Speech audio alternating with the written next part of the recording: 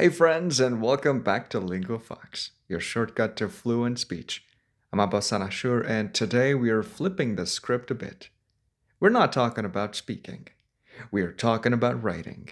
That underrated, underused, underloved skill that quietly makes or breaks everything, from university papers to emails, from captions to cover letters. You might have studied English for years and still hesitate when it's time to write a message that sounds natural, or academic, or professional. Maybe your grammar's okay, but something feels off. Too robotic, too simple, too awkward. In this episode, I'm going to give you 5 practical, affordable, and mindset shifting strategies that will genuinely improve your writing. These tips work whether you're pre-intermediate, advanced, or somewhere in between, especially if you're studying English abroad. Let's get into it. The first thing you need to do is to read like a writer, not just a reader.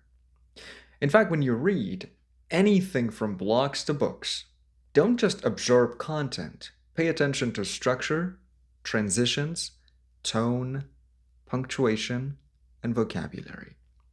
Start asking, why did the writer use this expression? Why is this sentence short and that one long? Reading becomes a training ground for writing when you start to observe the choices behind the words. In fact, reading is the mirror that reflects great writing. If you only read for meaning, you miss the magic.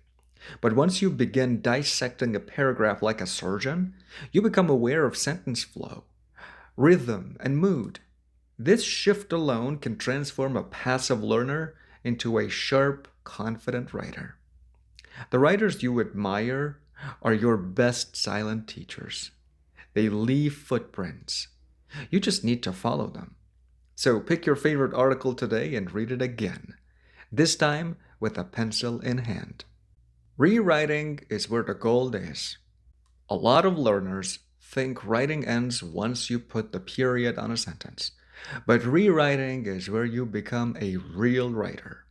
Start small. Write a short paragraph about your day, then rewrite it with stronger verbs, then again using a different sentence structure. This teaches you flexibility and power. In fact, your first draft is not your final voice. It's raw material. Rewriting isn't correcting, it's crafting. This is where your ideas evolve, where simple thoughts grow muscles. If you only write once, you are leaving 70% of your potential untouched. The difference between a student and a standout is often just one more revision. So take that awkward sentence and rewrite it like you mean it. And then practice with purpose, that 10-line challenge. You want to build consistency? Try this. Write 10 lines every day on one idea. It can be your thoughts about your major, your weekend, a news headline, or your feelings about your new life abroad. Don't overthink it. Just show up daily. Small habits create big breakthroughs. Writing 10 lines a day may sound basic, but it's a secret weapon. Over time, this builds fluency, courage, and clarity. You stop fearing the blank page, and that alone is priceless. Your English won't just improve, it will breathe. Make it a ritual, not a rule, and you'll be shocked how far it takes you in a month. Think it, then say it, then write it. When you're writing, say the sentence out loud first and ask, does it sound like something I would actually say? This stops you from writing overly robotic or lifeless text. It helps your writing reflect a more human, natural rhythm, even in academic work. If your writing sounds like a grammar book, people will read it once and forget it. But if it sounds human, it sticks. Saying things out loud before writing helps you reconnect with meaning before mechanics. It's how you inject personality and flow into your paragraphs. The best writers don't just write, they speak through their pages. Start speaking first and let your pen follow. AI can help, but you are the writer. Yes, AI tools like Grammarly, ChatGPT, and others can help. They can check your grammar, suggest improvements, even give you examples, but they don't know your story, your mood, or your voice. Use them to support your growth, not replace your effort. AI is a compass, not a captain. It can guide, but not lead. If you rely on it too much, your writing loses its soul. The universities, professors, and employers you're trying to impress, they can feel the difference. Use AI to refine, not to define.